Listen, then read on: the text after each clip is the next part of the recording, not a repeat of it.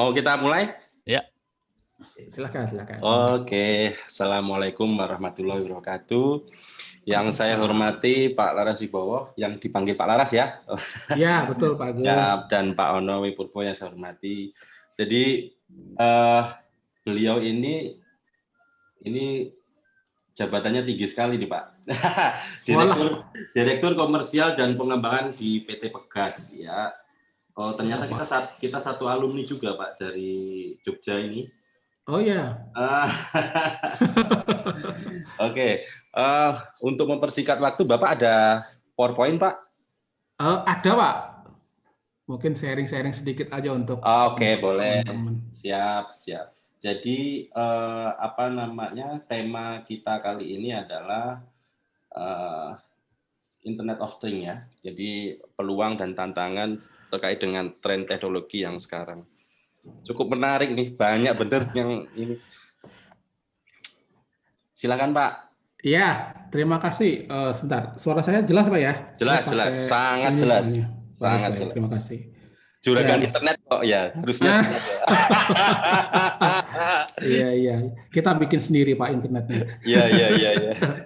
Siap. Baik, terima kasih. Bismillahirrahmanirrahim. Assalamualaikum warahmatullahi wabarakatuh. Waalaikumsalam warahmatullahi wabarakatuh. Ya, yang kita hormati Pak Ono. Selamat siang Pak Ono. Senang ketemu lagi dengan Pak Ono gitu ya. Waktu itu kita di Lampung bareng-bareng. Sekarang kita bisa ketemu lagi lewat online. Udah tidak diragukan lagi lah Pak Ono gitu ya. Senang bisa sharing-sharing juga dengan Pak Ono untuk sama-sama diskusi. Kemudian yang kita hormati juga Pak Agung. Terima kasih Pak Agung. Oke, sami-sami Pak. Atas kesempatannya gitu ya untuk sharing ini. Sebenarnya saya ini selalu tujuannya satu Pak Agung. Apa itu Pak? Untuk menularkan virus gitu ya. Oke. Bukan virus COVID, tapi virus entrepreneurship Pak. Wah, cocok ini. Siap. Jadi virus entrepreneurship untuk teman-teman semua, khususnya mahasiswa dan mahasiswi gitu ya, para pelajar, calon-calon entrepreneur muda gitu ya. Nah, terutama ini terkait teknologi kan sekarang tuh ada beberapa teknologi yang sedang ngetren gitu ya. Salah satunya adalah IoT.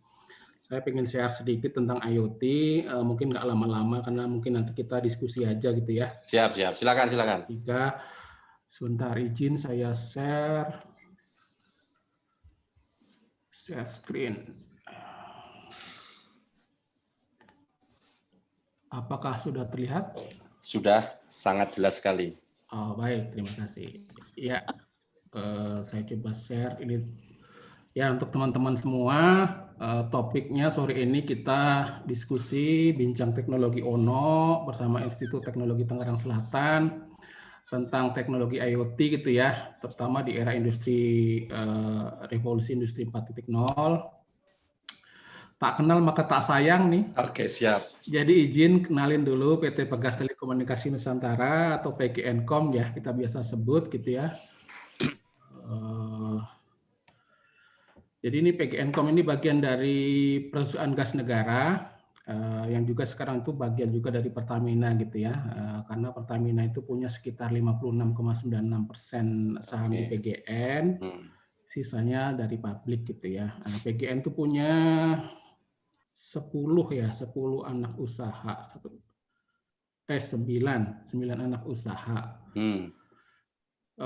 Mulai dari hulu sampai ke hilir gitu ya, dan salah satunya adalah PGNCom. Ini kami paling beda sendiri dibanding yang lain gitu ya, tapi memang kami pada awalnya ini dibentuk untuk mendukung bisnisnya PGN gitu ya, penyaluran gas, kemudian di situ kita lengkapi dengan kemampuan untuk komunikasi maupun telemetri dan IoT.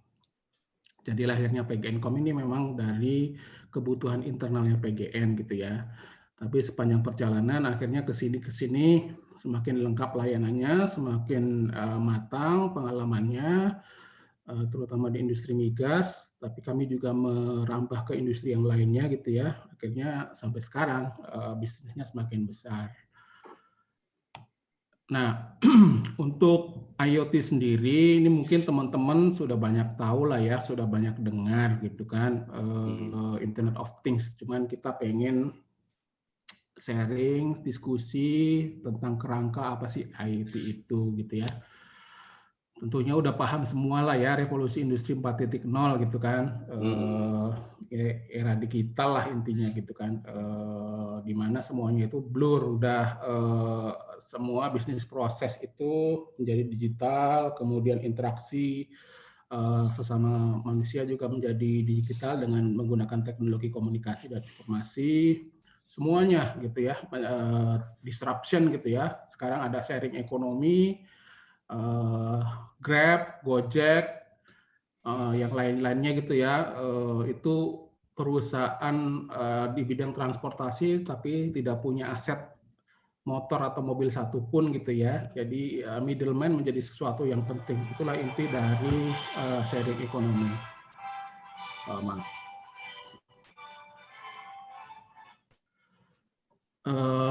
Saya lanjut mungkin ya. Di sini saya nggak akan berpanjang. Jadi ini juga nih disruption ya, konvergensi gitu ya. Saya sih termasuk angkatan yang masih mengalami kita foto-foto pakai film gini ya, film foto ini nih kayak gini nih. Mungkin yang generasi milenial sekarang ini udah nggak ada nih, nggak tahu nih apa nih kamera film gitu ya. Semuanya sekarang udah digital gitu kan. Betul. Terus kaset juga udah nggak ada nih. Ini semuanya udah pakai streaming gitu kan. Sama juga dengan film, semuanya udah pakai streaming. Jadi ini ilustrasinya seperti ini gitu kan. Semua yang dulunya ada, kamera, radio, kalender, kalkulator, surat, jam alarm, telepon, sampai kaset itu hilang jadi satu gadget gitu ya. Semuanya terconvergence menjadi satu gadget. Channel komunikasi juga macam-macam gitu ya. Ada Facebook, ada LinkedIn, ada Twitter, ada macam-macam lah gitu ya. WhatsApp, semua itu kita semua terutama milenial yang lahir di era industri ini, digital ini sudah terbiasa lah memakai channel komunikasi ini gitu. Nah, di samping itu juga ada 4 mega shift nih karena COVID ini gitu ya. Jadi selain revolusi industri 4.0, kita juga mengalami disruption gitu ya, adanya COVID gitu ya. Jadi kalau teman-teman diskusi gitu ya, banyak yang bilang bahwa COVID ini adalah Chief Transformation Officer yang paling efektif gitu ya. Karena hanya dalam waktu 1 tahun kurang gitu kan, bisa mentransformasi seluruh bidang kehidupan umat manusia gitu ya. Jadi ada 4 mega shift gitu ya katanya ya. Jadi 1, stay at home lifestyle. Jadi semuanya dilakukan di rumah gitu ya. Dengan modal jari aja itu semuanya udah bisa dilakukan gitu kan.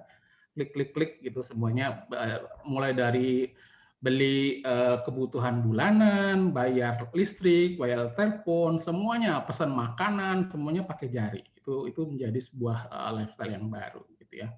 Terus yang kedua, COVID ini membuat kita semuanya berpikir kembali ke kebutuhan bottom of the pyramid. Kalau dulu orang berlomba-lomba untuk aktualisasi diri gitu ya. Tapi dengan adanya COVID di mana kita semua ada di rumah, berdiam di rumah, itu mulai memikirkan kembali kebutuhan dasar gitu ya. Jadi ini mau nggak mau memang terjadi di sebagian besar dunia ini gitu ya. Dan yang ketiga itu tentunya virtual, itu pasti. Dan yang keempat, hikmah positif dari COVID ini ternyata adalah timbulnya masyarakat-masyarakat yang lebih berempati terhadap sesama gitu ya. Jadi kita tahu sekarang tumbuh istilahnya social enterprise gitu ya, perusahaan-perusahaan startup yang tugasnya adalah atau yang tujuan dibentuknya adalah sharing gitu ya. Jadi kalau teman-teman pernah dengar kita bisa bantu misalnya musola di Jawa Timur gitu ya, atau pesantren di Jawa Timur kita bantu pendanaannya, atau sekolah yang bangunannya rusak gitu ya, kita bantu lewat transaksi dari jarak jauh. Jadi COVID ini membuat kita semua lebih berempati terhadap sesama, sehingga model-model bisnis seperti social enterprise itu menjadi tumbuh dengan pesat gitu ya. Terus katanya nih, ini katanya CBCG, McKinsey gitu ya. Katanya ini di era industri 4.0 ini ada 15 pilar teknologi gitu kan. mulai dari AI, augmented reality, big data, cyber security dan seterusnya sampai sharing ekonomi, blockchain gitu ya. Fintech itu sekarang diganti istilahnya menjadi DeFi gitu ya, decentralized finance gitu ya. Finance, betul. Nah, itu istilah baru dari fintech. Nah, ini kita mau bahas salah satu dari 15 nih, yaitu Internet of Things gitu kan. Terus kemudian katanya di era digital ini dibutuhkan kemampuan baru gitu ya, yang agak berbeda dengan era-era sebelumnya gitu kan. Ya ini intinya adalah kita ini harus terus-menerus belajar gitu ya. Jadi 3 literasi utama itu literasi terkait data gitu ya. Jadi kemampuan untuk membaca data, kemampuan untuk menganalisa data, melakukan data processing, itu jadi salah satu skill utama di era digital ini gitu ya. Kemudian teknologi, paling enggak kita harus tahu nih teknologi ini. Ini peran dari Institut Teknologi Tangerang Selatan ini memang sangat pas gitu kan untuk mencetak sumber daya manusia buat Indonesia ini untuk supaya berkemampuan tinggi di era data, di era teknologi, tapi juga jangan lupa nih, kita tetap manusia gitu ya. Memang ada yang diotomatisasi, semuanya banyak yang kita lakukan digitalisasi juga.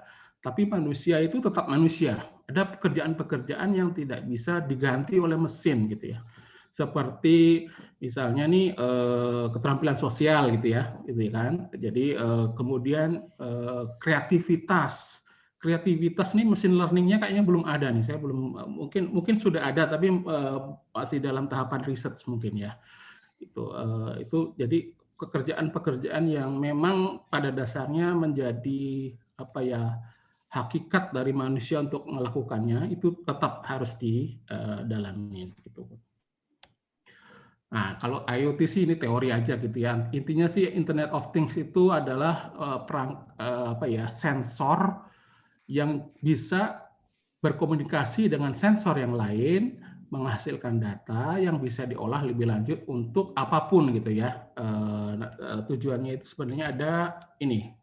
Jadi ada 4 katanya. Yang satu adalah meningkatkan performance atau kinerja atau apapun ya. Kalau kinerja operasional ya operasionalnya makin lancar gitu ya karena dia bisa mengukur parameter-parameter operasi. Nanti di belakang ada contohnya gitu ya. Sehingga kinerja operasionalnya makin meningkat. Yang kedua tentunya pastinya adalah mengurangi biaya gitu ya.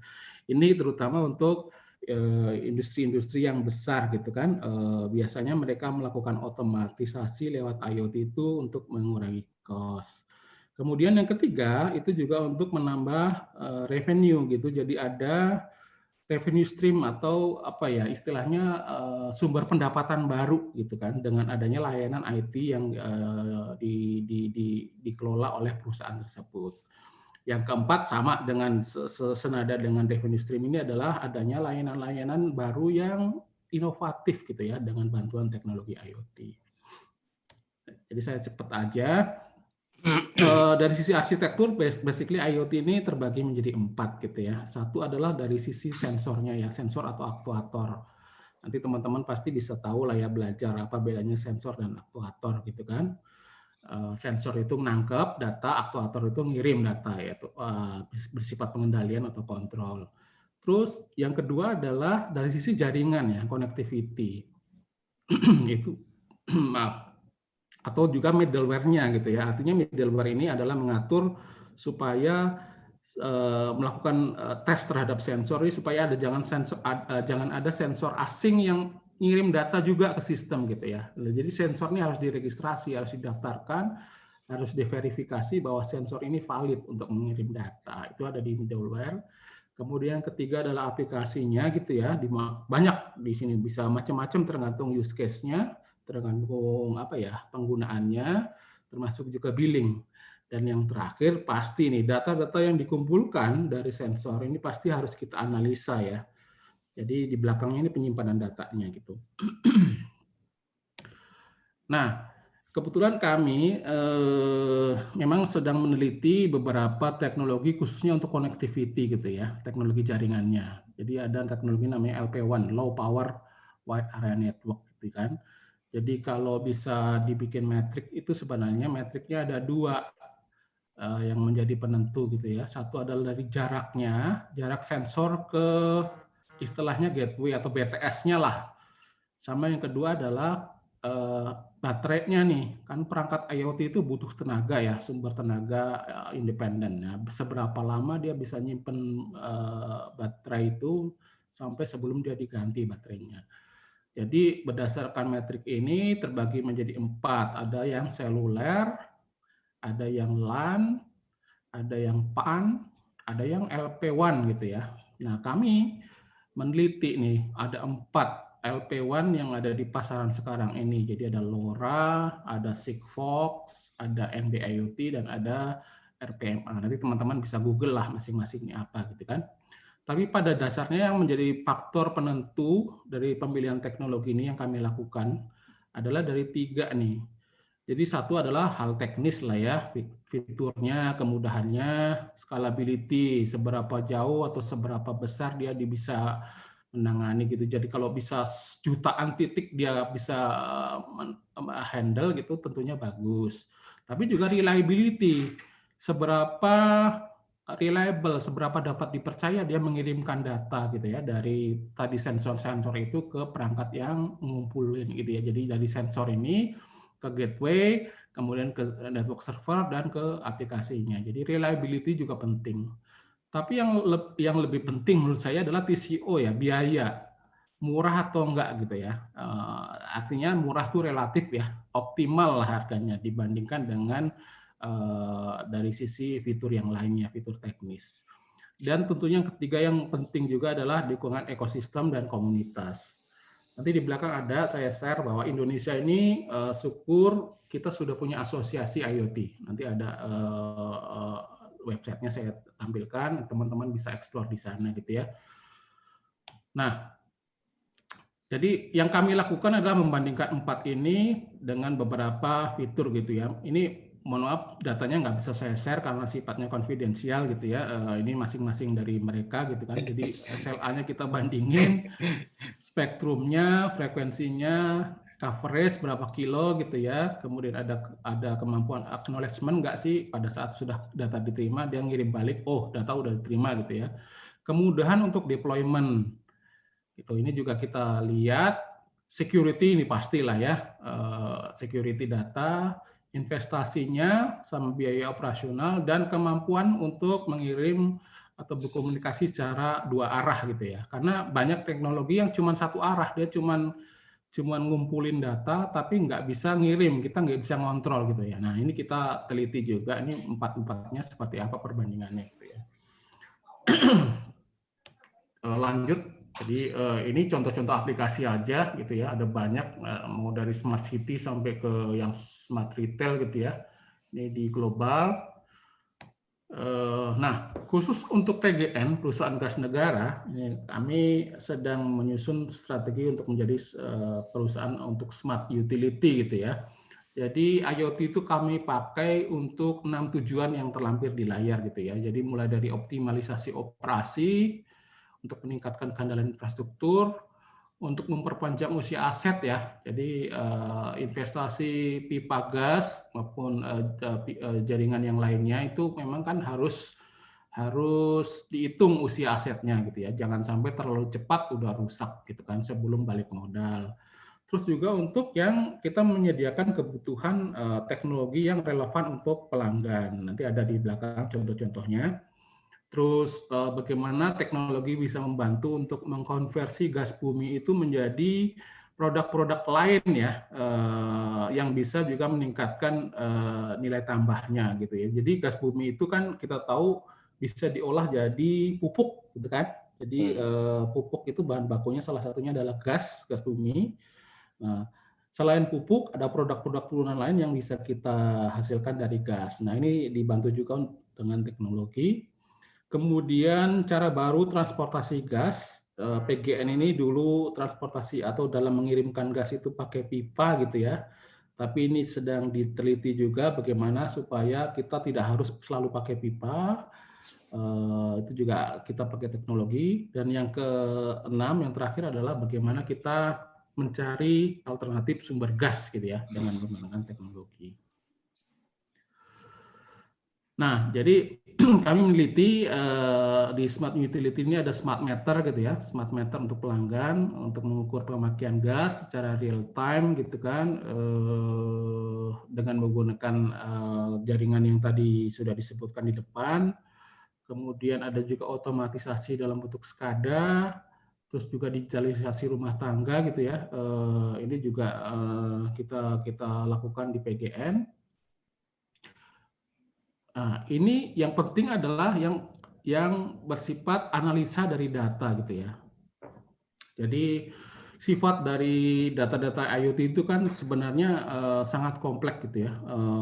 Kalau misalnya sensornya itu jutaan, kemudian dia frekuensi pengirimannya masing-masing berbeda, tipe datanya juga kadang-kadang berbeda, itu dibutuhkan sebuah sistem, sebuah kerangka supaya ini bisa diolah dengan optimal gitu ya. Pada dasarnya tujuan akhirnya adalah untuk meningkatkan value gitu ya. Insight berupa pemakaian gas di area Cirebon ternyata lebih besar daripada area lain sehingga maintenance-nya lebih sering di sana gitu ya. Jadi predictive maintenance itu juga bisa dilakukan dengan menggunakan analisa terhadap data-data dari IoT gitu ya. Nah, ini yang tadi saya singgung. Jadi ada asosiasi IoT Indonesia atau ASIOT.org. Ini sudah cukup mature, anggotanya sering bertemu, berdiskusi gitu ya, juga melakukan pembimbingan, bimbingan teknis gitu ya, training, sertifikasi, lengkap lah ya, dan cukup profesional menurut saya. Terus maturity level, jadi ada 4. Kalau satu adalah monitoring, jadi dia hanya monitoring pemakaian datanya gitu ya, ngirim data aja, ngumpulin data. Yang kedua adalah dari data itu dia feedback balik untuk melakukan pengendalian gitu ya. Contohnya tadi kalau pipa gas terjadi kebocoran, maka secara otomatis valve akan dikunci, akan dikontrol, diperintahkan oleh sistem SCADA untuk menutup gitu ya. Jadi begitu ada kebocoran dia akan nutup otomatis sehingga kebocoran bisa diperkecil. Yang ketiga adalah optimisasi gitu ya. Jadi ini sudah ada sifatnya analisa nih. Jadi contoh tadi gitu ya, energy management contohnya. Jadi IoT mengumpulkan data pemakaian atau lampu-lampu mana yang nyala di sebuah gedung, lantai-lantai berapa aja, jam berapa aja gitu ya.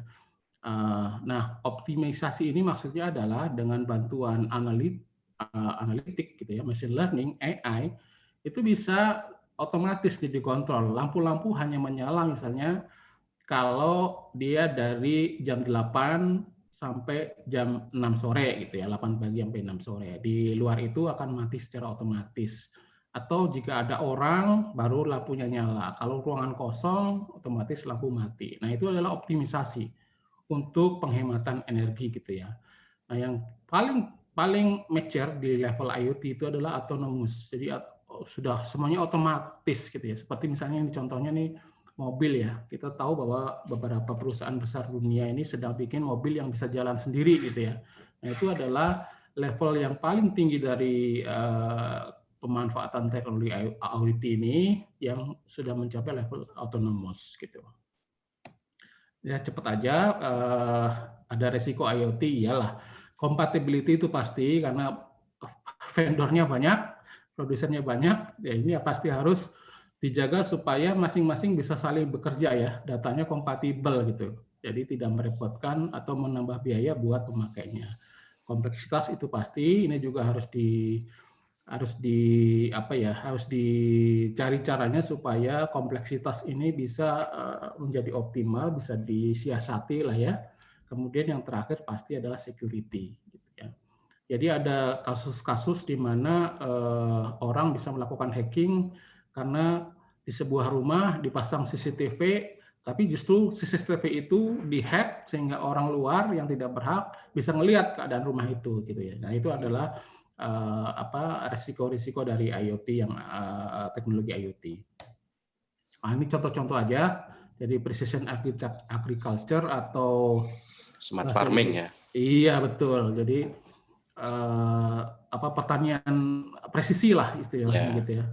Kemarin saya diskusi juga dengan kita diskusi PGN diskusi dengan Universitas Indonesia gitu ya.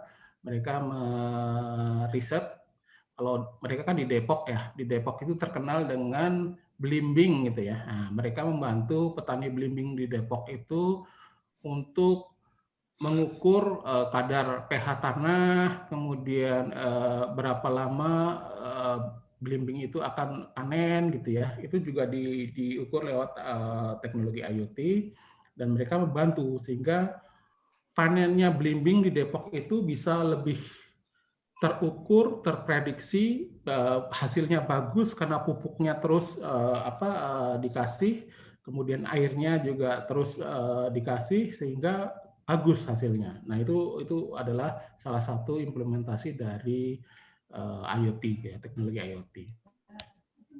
Smart farming ya, mau sapi, mau ayam, mau kambing gitu ya, basically dengan teknologi ini bisa dibantu kapan dia dikasih makan gitu ya, secara otomatis tuh bisa turun gitu ya.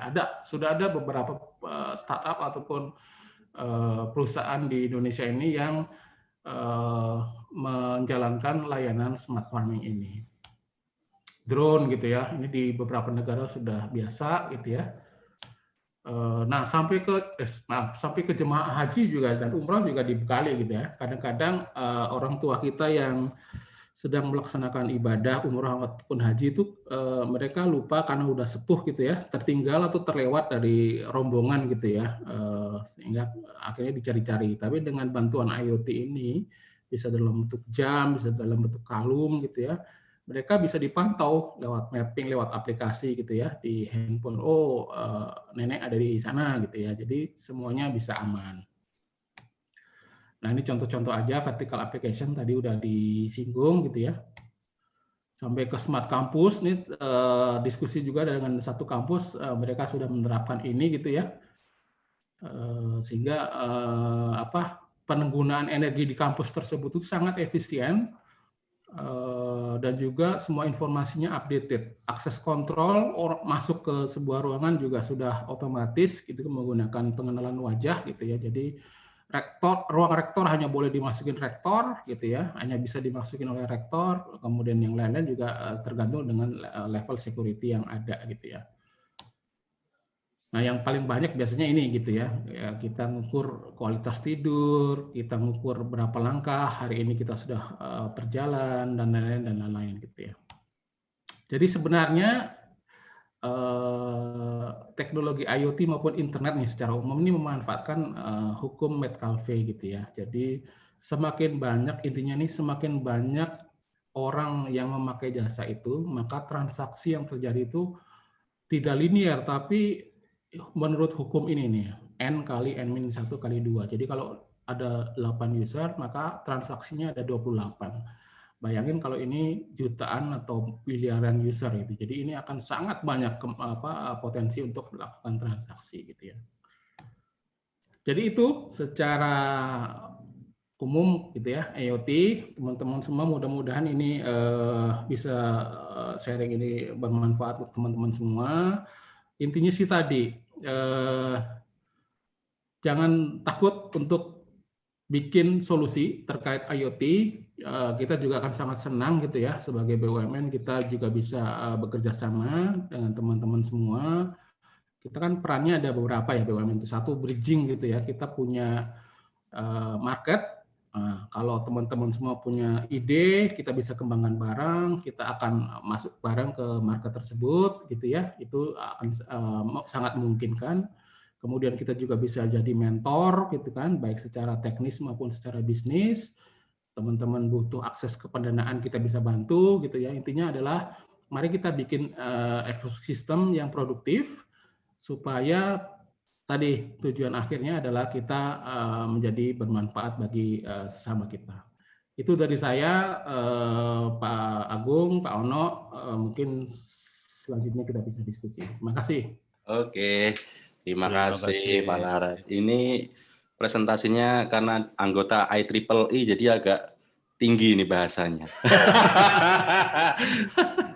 Beliau juga anggota Mastel juga, Pak. Wah, pantes ada ikut asosiasi IoT. Oke, mungkin saya kembali sedikit bahwa sebetulnya things yang dimaksud itu kan sebetulnya physical object, kemudian yang diisi perangkat lunak lah, kira-kira begitu ya Pak ya, yang dihubungkan dengan tempat lain. Nah, merujuk mungkin di sekitar kita kan mungkin kayak di handphone, terus kemudian televisi atau mungkin yang lain sekitar-sekitar kita sebetulnya kalau itu dimanfaatkan dengan baik itu sebetulnya sudah satu smart home lah kira-kira gitu ya yang dekat dengan kita. Nah pertanyaan saya menarik nih Pak. Kalau saya sempat baca-baca dulu itu kan jadi gini. Gagapnya pemerintah kita ini kan sebetulnya terkait dengan para regulator ini terkait dengan apa ya? Saya boleh menangkapnya adalah terkait dengan pertama frekuensi tadi disampaikan, kemudian standar perangkat, terus kemudian tingkat komponen dalam negeri. Nah dari sisi kondisi di lapangan kan atau mungkin kita pebisnis atau mungkin yang lain. Kalau nunggu itu kan lama, Pak. Nah, kira-kira apalagi lagi rame Pak Jokowi kalau bisa ya beli produk kita. Lah kita nggak punya pabrik kan gitu, Pak. Betul. Nah, PGN menghadapi kondisi seperti ini apakah tetap tancap gas atau gimana, Pak? Iya. Jadi memang tadi Pak semangatnya Pak Agung adalah tetap tancap gas. Artinya kita paham bahwa ada beberapa bukan kendala sih. Artinya ada beberapa hal yang perlu kita hadapi bersama. Tadi termasuk regulasi salah satunya adalah yang menjadi salah satu kendala. Itu tetap kita tancap gas, Pak. Jadi kita lihat perkembangan teknologi di luar, tapi juga kita lihat juga kebutuhan market kita di dalam. Ya mau nggak mau kita harus berinovasi, Pak. Jadi tadi salah satunya kan ada teknologi LP1 yang 4 tadi ya, masing-masing dengan kelebihan dan kekurangan gitu ya. Memang tidak ada satu silver bullet lah istilahnya peluru perak yang atau obat yang manjur untuk semua penyakit itu nggak ada Pak. Jadi memang kita harus melihat kondisi di lapangan seperti apa, tapi intinya adalah biaya itu harus optimal Pak. Itu satu. Karena kita nggak punya dana yang unlimited gitu ya. Resource yang paling terbatas itu kan satu adalah waktu, dua adalah ya dana gitu kan. Jadi ya tancap gas Pak, kita tetap tancap gas. Ya, karena kalau ngelihat dari Sabang sampai Merauke lewat jalur darat ada skadanya gitu kan. Ya. Wah itu saya pikir wah sensornya ada berapa? Ya, jadi kita pakai mix akhirnya teknologinya itu ada FO, ada GSM gitu ya. Itu. Tadi ngirim gasnya pakai FO aja Pak biar nggak bocor. Aduh. Pak Ono menarik nih Pak Ono. Jadi merujuk ke masalah IoT sebetulnya dari sisi kita akademisi atau mungkin teman-teman yang mau belajar kira-kira skill apa yang harus dipunyai Pak? Silakan Pak Ono. Aku malah pengen nanya ke Pak Laras tadi. Ya, Pak. Itu pertanyaan ke Pak Laras dulu. Oh, ke Pak Laras dulu deh, boleh. Artinya teman-teman di ya silakan. Pertanyaannya kira-kira gini, komplainnya Pak Laras ke kampus tuh apa sih? Kan kampus tujuannya bikin manusia nih. Iya, betul Pak. Harusnya mudah-mudahan bisa dipakai sama industri ya. Iya, betul. Untuk khususnya buat industrinya Pak Laras, komplainnya apa ke kampus? Sebelum apa manusia yang dibikin sama kampus? Jadi memang ini Pak, link and match di Indonesia ini memang masih menjadi tantangan ya bersama ya.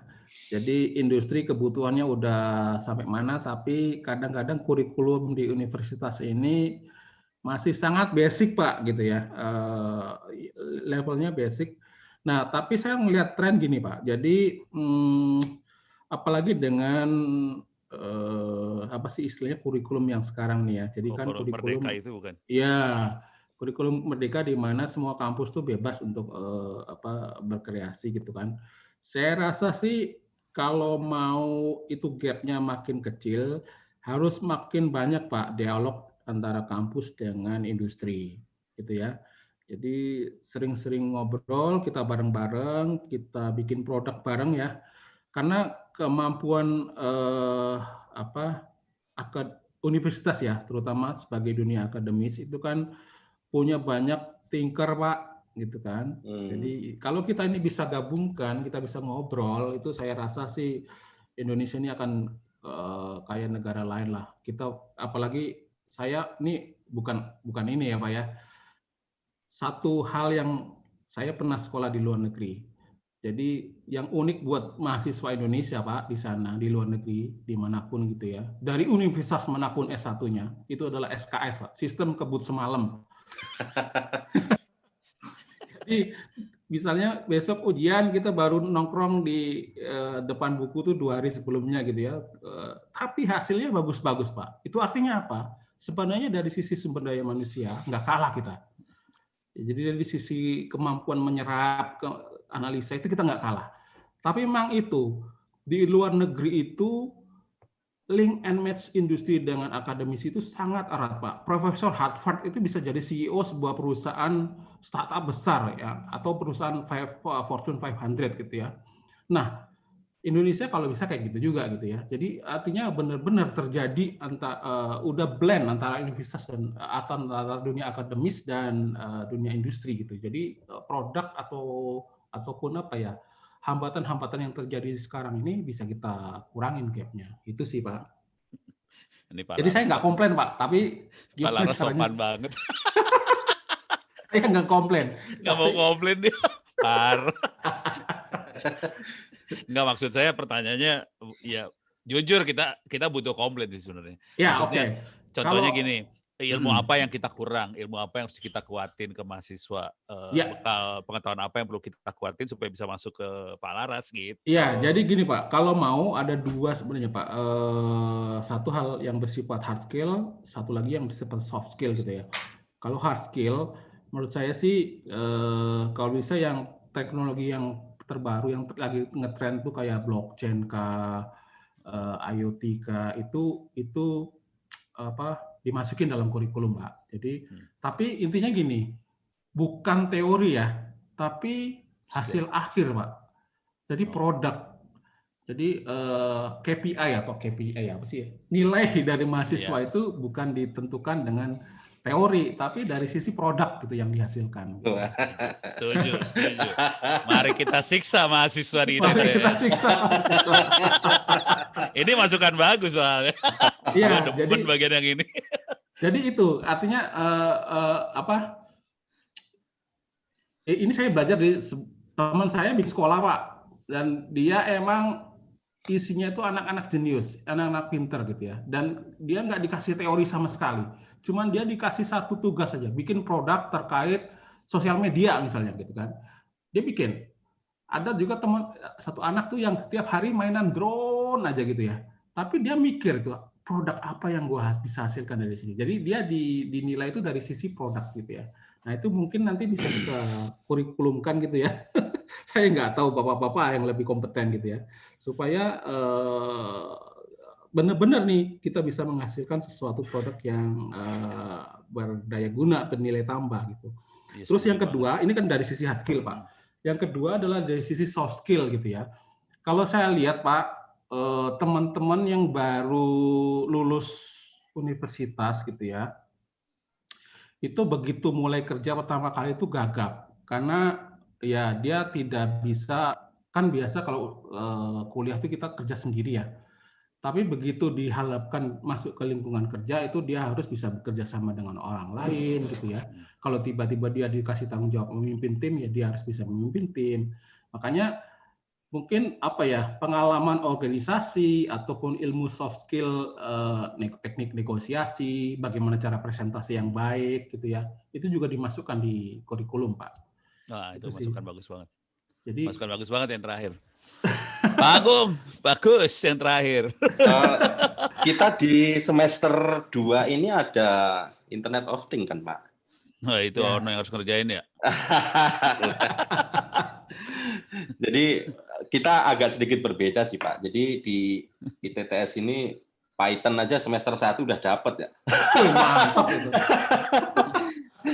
Terus semester 2 ini kita combine sama machine learning dan ada juga IoT. Jadi memang tren-tren terkini kita tarik di depan lah gitu. Ya, sama tambahin soft skill Pak. Jadi tadi Oke, ya siap. negosiasi, Soft skill. Betul. bagaimana cara presentasi yang bagus gitu ya. Oke. Ya. Itu yang apa sih? Yang produk tadi Pak.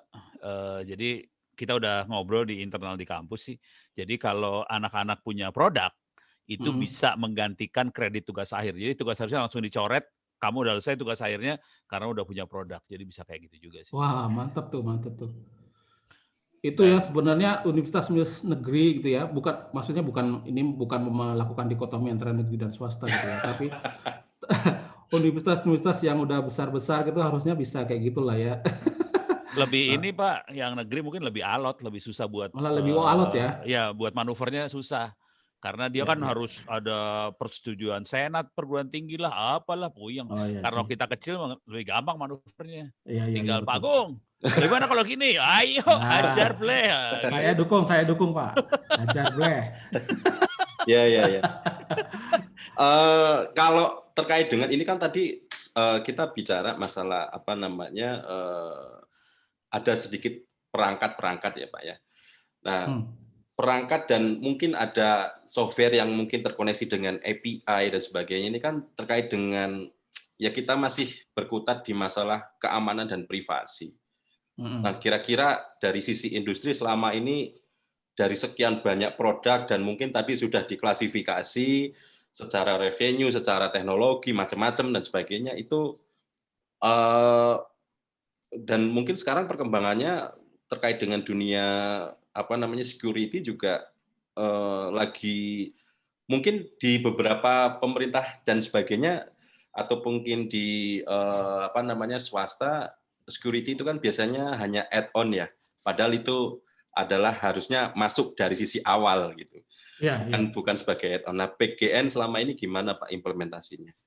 Ya, memang jadi kita sih security ya ISO layer gitu ya. Ini bahasanya teknis banget sih ISO layer. Enggak apa-apa. Jadi ISO layer itu biasanya kita pasang paling tidak 3 layer itu ada security-nya Pak, baik di level jaringan, level database maupun level aplikasinya gitu ya. Lewat single sign-on kah gitu ya. Bahkan ini kita lagi ngobrol nih, ada diskusi supaya autentikasinya itu nggak cuma pakai password, pakai biometrik juga, which is itu sebenarnya udah ketinggalan gitu ya. Tapi yang menarik ini Pak, yang menurut saya pembeda bisa menjadi disruption itu adalah pakai blockchain Pak. Karena blockchain itu kan immutable ya, nggak bisa diubah oleh siapapun once itu masuk datanya ke ekosistem blockchain gitu kan. Jadi tampering, kemudian ngubah database itu nggak akan mungkin, pasti akan kedetect gitu kan. Karena dia harus nge-tamper ratusan node gitu yang ada di ekosistem blockchain gitu ya. Nah ini, tapi kendalanya satu nih blockchain nih Pak. Dia butuh power yang gede gitu kan, baik computing power maupun listrik gitu ya. Nah ini EBT ini menjadi satu kunci Pak, kalau menurut saya ya, supaya tadi saya nyebut DeFi ya, decentralized finance gitu ya. Itu kan intinya blockchain. Tapi kalau blockchain itu masih tenaganya masih nggak efisien, itu mungkin belum bisa. Tapi kalau nanti pada suatu saat kita bisa mencapai ada sumber energi, kita kan negara tropis ya, mungkin dari sisi sinar matahari, gelombang laut ataupun angin kita bisa ciptakan, itu saya rasa sih Indonesia punya potensi yang gede. Itu sih. Masukan aja nih Pak tentang blockchain. Ya. Jadi saya sama waktu itu mahasiswa S2 saya si Riko itu kita udah publikasi di jurnal di Telkomnika, di jurnal Scopus. Jadi intinya sederhana Pak, blockchain. Blockchain kalau kita ngotot pakai blockchain, betul kata Pak Laras tadi, butuh computing power yang tinggi banget. resource-nya berat banget. Kalau kita pakai blockchain apa adanya, Pak. Ini dalam blockchain ada enkripsi kan, Pak? Iya, betul. Nah, kalau kita rubah teknologi enkripsinya, ada turunan blockchain namanya Hyperledger. Ini turunan blockchain. Ya, betul. Ini tidak dirancang untuk blockchain seperti blockchain yang blockchain. Iya. Jadi dirancang untuk private network. Oke. Kalau blockchain kan di public network. Betul. Konsekuensi public network, dia security-nya harus gila-gilaan dia.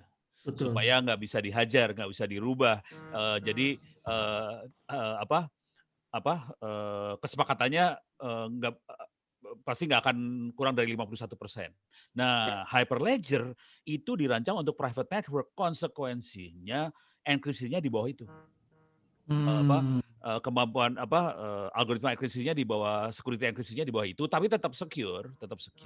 Nah, kemarin kita tes, Pak. Kita ukur, bukan tes, kita ukur. Waduh. Ternyata kecepatannya Hyperledger 10.000 kali lebih cepat daripada MySQL. Wah, mantap itu. Kencang, Pak. Kencang. Ya. Jadi kita udah ngukur. Kenapa kita melakukan ini? Betul kata Pak Laras tadi.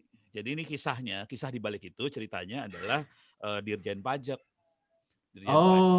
Dirjen Pajak waktu itu Bank Mandiri yang undang. No, kita pengen ini dong, kita pengen entertain Dirjen Pajak. Jadi Dirjen Pajak punya cita-cita nih, pengen semua transaksi di Indonesia langsung potong pajak, nggak mau pakai SPT laporan pajak, nggak percaya. Gue nggak percaya sama lu yang dagang lah, gitu. Gue mau lu potong pajak semua. Udah tahu ya, karena dia orang Indonesia, dia tahu kelakuan orang Indonesia yang lain gitu ya. Nah, udah gitu. Mulai dia ngomong sama Bank Mandiri, bisa nggak potong pajak langsung dari database bank? Nggak ada yang sanggup, Bang. Jadi Bank Mandiri nyerah, semua bank pada nyerah. Karena kemampuan handling buat traffic segitu gede nggak bisa. Makanya mereka cari solusi. Terus saya bilang, ini kayaknya turunan blockchain bisa dahsyat nih. Karena kan blockchain bukan CRUD kan, bukan create, create, read, update, delete kan. Dia cuma create sama read doang. Update sama delete nggak ada nih. Iya. Jadi tetap bisa diaudit, tapi nggak bisa diupdate sama delete. Datanya. Konsekuensinya dari sisi manajemen database juga lebih sederhana banget. Karena update delete-nya nggak ada, security-nya bisa dibuang banget. Jadi kita cuma CR doang, CRUD-nya nggak ada, CR doang. Kecepatannya tinggi banget, Pak, bener. Mantap tuh. Kalau mau kita bisa eksperimen Hyperledger lebih lanjut. Boleh. Buat ngelihat pola transaksinya seperti apa, terutama di dunia IoT kali ya. Nah, terus kita bisa mainkan dari situ. Tapi ini kalau saya lihat bukan hanya untuk IoT sih. Iya, betul. Pajak udah nyari, semua pada nyari, Pak. Betul. Ayo Pak, nanti kita ngobrol, Pak. Nih, saya share screen ya. Saya kasih lihat papernya dah. Siap. Bentar. Mana sih? Itu sampai tukang pulsa juga mau ditarik pajaknya. Betul.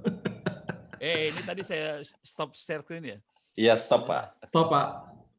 Coba, jadi salah pencet soalnya. Oke. Saya ini nggak bisa di-search kayak gini soalnya. Sorry. Jurnalnya namanya Telkomnika. Ini di Jogja, punyanya UAD. Tapi ini terindeks Scopus nih ya. Hyperledger. Iya, tempatnya Pak Tole kan, Pak? Pak Tole ya. Nah ini, jadi kata kuncinya Telkomnika Hyperledger aja. Ini benchmark comparison between Hyperledger and MySQL. Oke. Langsung papernya Ono keluar nih. Tuh, Ono kan. Keluar itu. Kayak kenal waktu nama-namanya kemarin nih, kita Pak. cuma 200 kali lebih cepat. Tapi sebenarnya dia kemampuannya lebih tinggi lagi sih. Iya. Jadi kita ngetesnya sampai 20.000 transaction per second. Kita cuma ngeran 8 node. 8 node itu ya? Cuma 8 node kemampuannya segitu kan gede, Pak. Udah jadi gede banget, tinggal hajar node-nya. Dan ini open source loh, Pak. Ini open source, dia bukan closed source. Iya. Ini dunia menarik sih. Betul. Mulai. Ini masa depan ini, Pak. Nah, mari kita mainkan, Pak. Mari kita mainkan. Cuman Pak Agung, saya butuh anak buah nih, mahasiswa buat ikut main nih. Ya, siap. Kalian buat jadi tugas akhir dia, maksud saya. Ya, Jadi, siap. Betul. Iya. Silakan Ini ada didengar. mahasiswa yang ikut podcast ini nggak ya? Banyak, Pak. Ya, jadi mahasiswa yang ikut podcast, saya mencari pasukan. Cari pasukan. Ini ada Pak Laras yang sudah bersedia untuk bikin Mari kita kekacauan di keroyok. Republik Indonesia. Siap. Oke, mungkin sambil ini Pak ya, saya coba bacakan, ini pertanyaannya banyak banget. Waduh. Yang penanya terbaik lah, nanti kita kasih vouchernya nih Pak. Woi. Terima kasih. Pak, ya ini tadi ada biaya operasional dan acknowledgement, yang itu dapur lah, urusan dapur. Oke, Pak, kalau IoT semua SDM akan hilang, itu terus gimana kita kerjanya gitu? Ada lagi gitu. Pada takut ya. Aduh. Nah, kalau ini ada lagi nih, ya semuanya pada takut. Sekarang kalau Etol udah nggak ada orang lagi. Oke, terus pemilihan terbaik. Pemilihan terbaik teknologi yang cocok di suatu daerah itu gimana nentuinnya, Pak? Monggo, ada nggak triknya nih? Ya, ini Pak Ono atau saya? Ya, monggo Pak. Tamunya Pak Laras ya. Oh gitu. Antara tamu sama korban tuh deket banget itu. Siap. Jadi yang pertama adalah tadi ya, kalau semuanya pakai mesin, pakai IoT gitu, gimana manusianya gitu kan? Jadi kalau menurut saya pribadi sih, justru kita akan bisa kembali ke fitrah kita sebagai manusia, Jadi gini, sifat pekerjaan itu kan ada yang bersifat repetitif, pengulangan gitu ya. Kayak misalnya saya dulu pernah di pabrik ya, saya pernah di Astra. Kalau saya lihat teman-teman operator itu ngulang kerjaannya sebenarnya. Dia masang, jadi misalnya dia produksi mesin motor gitu ya, dia masang bagian knalpot misalnya, truk gitu kan. Terus dia menjet mesinnya, knalpotnya itu dilubangin kah, dilas kah gitu ya. Terus setelah selesai prosesnya dia ambil, kemudian ditaruh ke proses yang selanjutnya gitu ya, misalnya dipasangin bautnya gitu. Nah itu semuanya berulang. Pekerjaan yang bersifat berulang itu kan buat kita manusia pasti ada jenuhnya, pasti ada batasnya ya. Kita nggak mungkin 24 jam kerja terus gitu kan. Nah itulah area-area di mana IoT atau mesin itu bisa mengambil alih.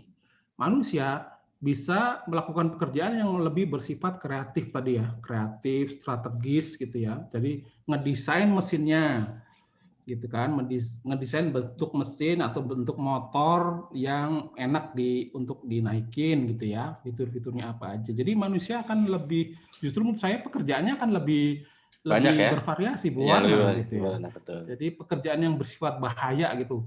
Contohnya sekarang tuh masih ada, saya nggak tahu, mungkin bisa digantikan mesin nantinya. Jadi ada contohnya nih pipa gas ya, pemasangan pipa gas di bawah laut. Itu sekarang yang nyelam ngelas pipa di bawah laut itu manusia sekarang. Itu gajinya gede karena ya resikonya gede juga ya. Dia ngelasnya nggak di atas ya Pak, di dalam ya?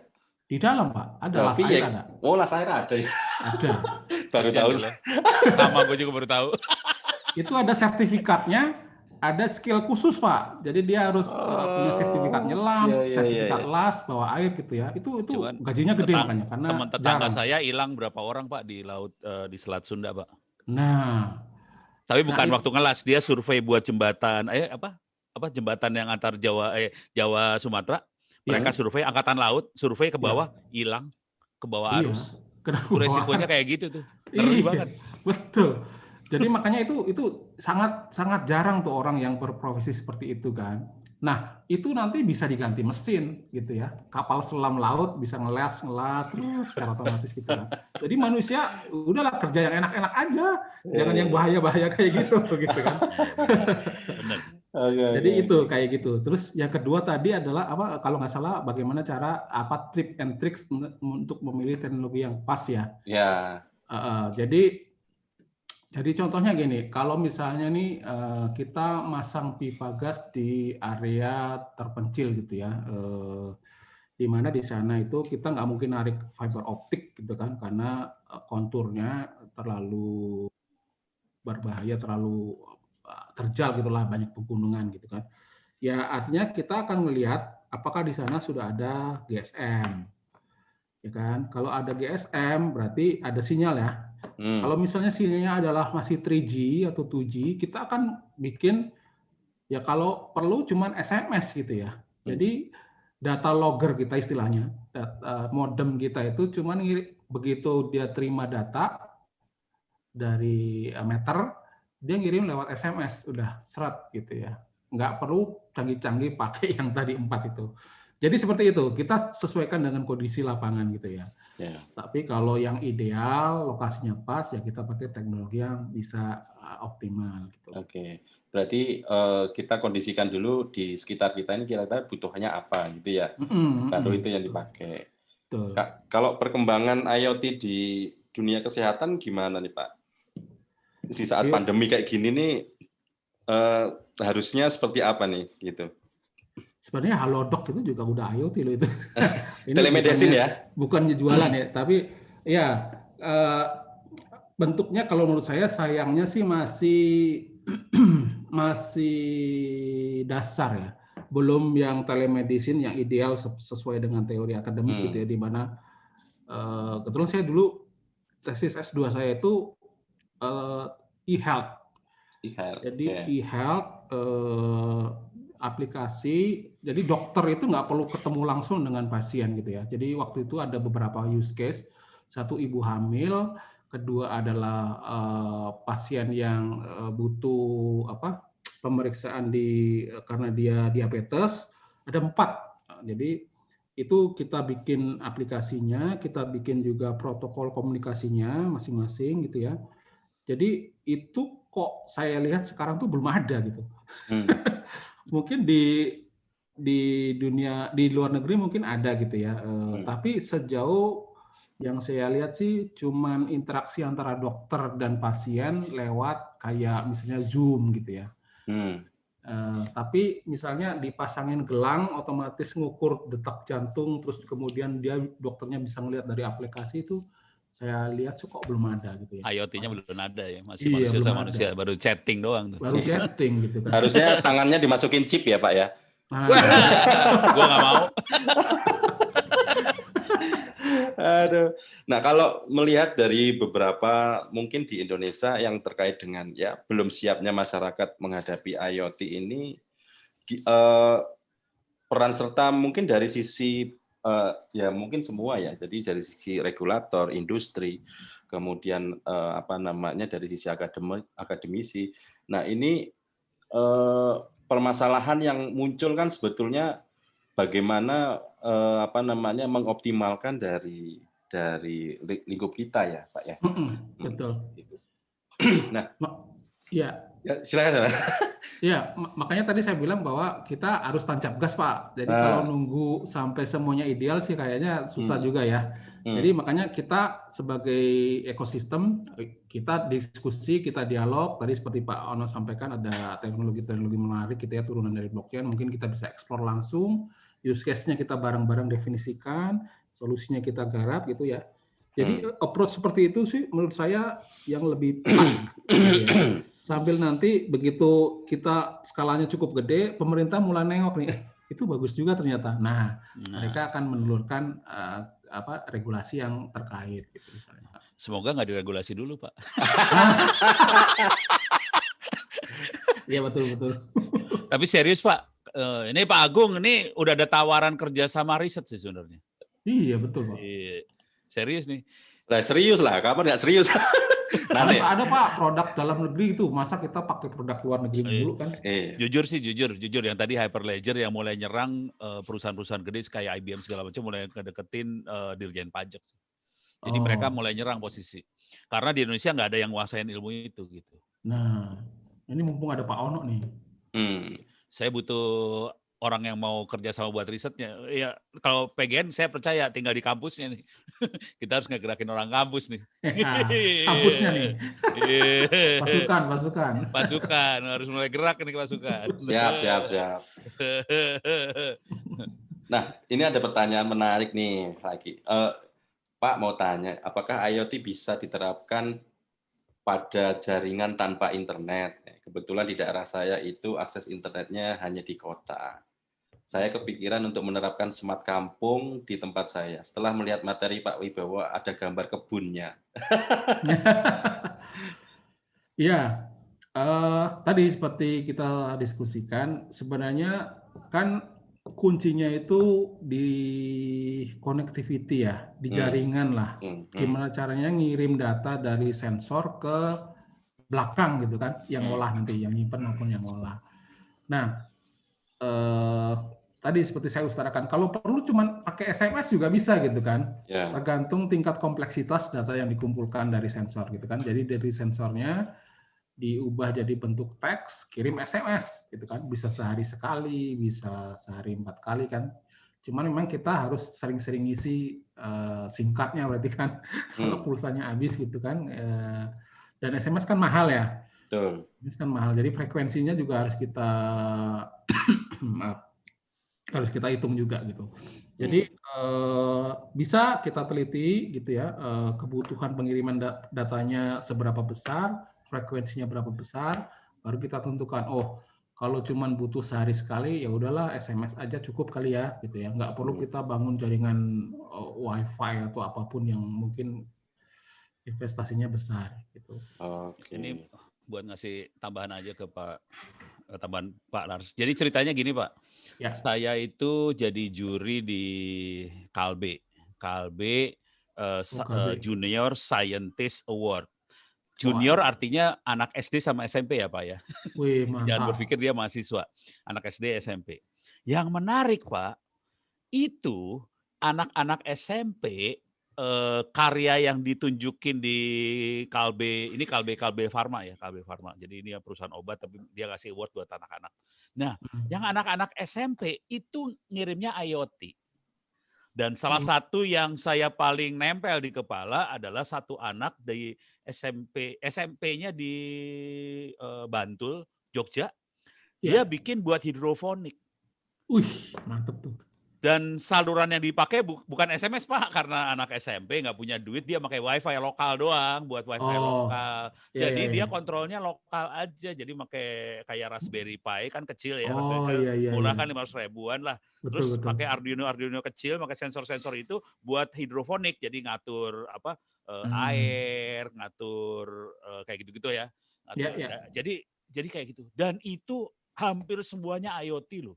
Anak SMP loh Pak. Gila ya. Gila itu Pak. Makanya saya kagum. Tapi betul. kalau Kalbi ada lagi ntar mudah-mudahan ada lagi sih. Soalnya baru 2 tahun yang lalu nih kejadiannya. Iya. Itu menarik memang, betul. Jadi mainnya jaringan lokal doang. Lokal, iya betul. Lokal. Bisa juga tapi tuh. Ini level SMP dia bikin lokal. Yang menarik buat saya anak SMP bisa bikin kayak gituan. IoT, stres saya ngeliatnya. Terus gue harus ngajar apa? Tuh kan Pak, Indonesia tuh canggih-canggih loh Pak. Dan use case kita itu lebih bervariasi dari luar negeri karena kita ini luar biasa geografisnya gitu kan. Harusnya kita jadi pemimpin dunia ini. Harusnya ya Pak. Harus bisa bahasa Inggris, itu yang masalah ya Pak. Oh gitu ya, aduh susah. Pak Ono, ini ada yang nanya nih, kesiapan ITTS sendiri dalam IoT. Mungkin open course-nya bisa dibuka kali Pak? Oke, sekalian ngasih lihat Pak Laras juga ya. Iya, wah Pak Ono nih open course luar biasa kalau Pak Ono nih, wah mantap Pak. Di ITTS ada open course Pak, kita bikin open course ini. Nah, wah sorry ini ada lagu lewat ya. Maaf. Sama Pak, kadang-kadang di rumah juga ada yang lewat gitu. Oh, database overloaded Pak. Masa sih? Banyak yang akses Pak? Enggak nih, dari tempatku bisa nih. Ya udah. Coba di refresh. Kalau enggak, ya udah ntar aja dah. Tapi di sini udah ada IoT sih Pak, ada kuliah IoT. Keren. Saya buka di kuliah LMS saya ada. LMS Ono Center, ada 2 soalnya. Sama, cuman bedanya nanti yang di ITTS, ini ada IoT, saya turun ke bawah dikit ya. Mana sih IoT-nya? Ini dia ya, sebelah kanan Internet of Things ada. Nah, saya masuk di sini. Materinya masih sederhana banget. Ini mau saya rombak soalnya Pak Agung kemarin minta jadi kuliah serius. Ini mau saya rombak habis sih. Materi yang ada masih sederhana kayak gini sih. Persiapan Arduino, terus Arduino sederhana, terus di sini ada nanti mulai komunikasi. Nah, sekarang agak di bawah. Nah, ini programming Ethernet, dia mulai mengirim data di sini. Ngirim data, dan terakhirnya di sini ini buat frameworknya ada MQTT. Nah, terus terakhirnya mulai ada AI untuk IoT. Ini sama keren visualisasi. Pak. Keren ini. Masih ya, tapi ini sebenarnya ini buat SMP sih Pak, SMP SMA. Buat mahasiswa saya pengen nyiksa lebih dalam lagi sih. Siksa lebih dalam lagi Pak. Jadi itu ada ini saya copyin dengan di ITTS. Nanti mudah-mudahan sertifikatnya bisa di setup supaya kalau yang dapat nilai 90 dapat sertifikat, dan nanti bisa. Nah, ini ceritanya Pak, ITTS juga nanti kalau teman-teman yang bisa dapat nilai bagus di sini, waktu daftar jadi mahasiswa ITTS dia bisa transfer jadi kredit gitu. Jadi dia udah punya nilai di open course, nanti pas ke ITTS bisa ditransfer jadi kredit juga gitu. Iya. Mantap.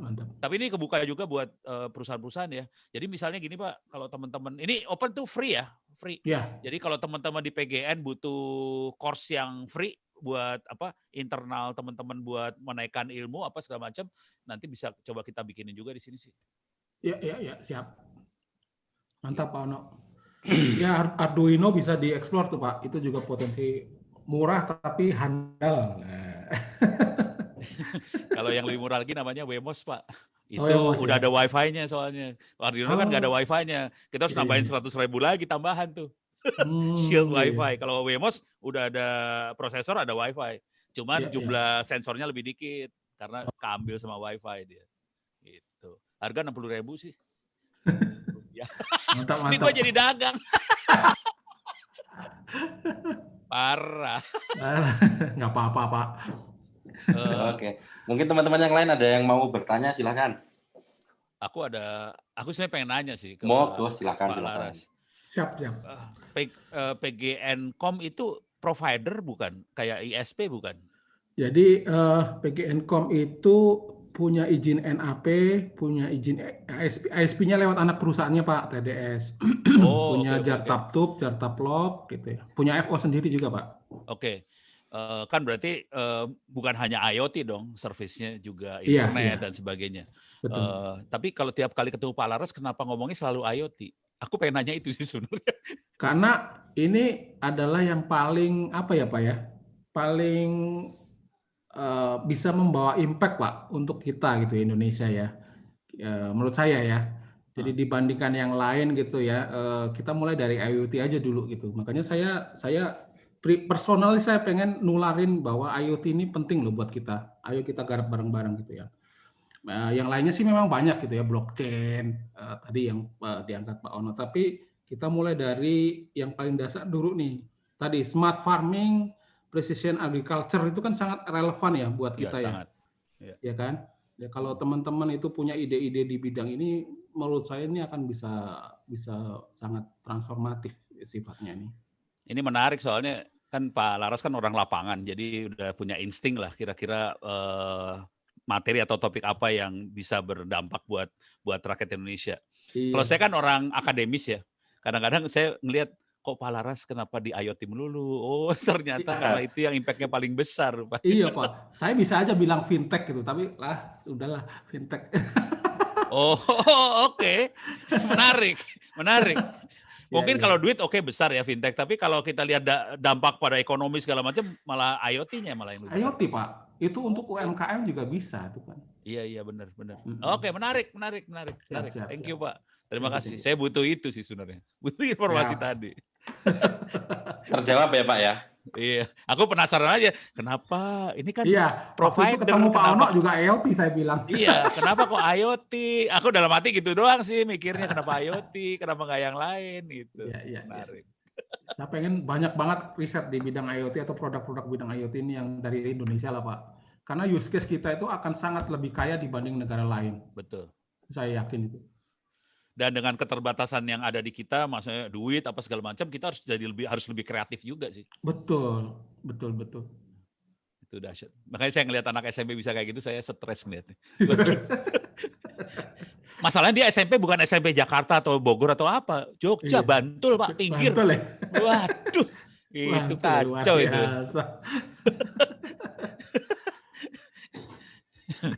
Pak Agung, ada pertanyaan yang lain apa? Oke, kalau yang dari chat udah habis sih. Mungkin kita buka untuk yang teman-teman yang mau speak up. Ikut itu nimbrung. silakan. Ya, ikut nimbrung. nimbrung. Diskusi. Boleh, silakan.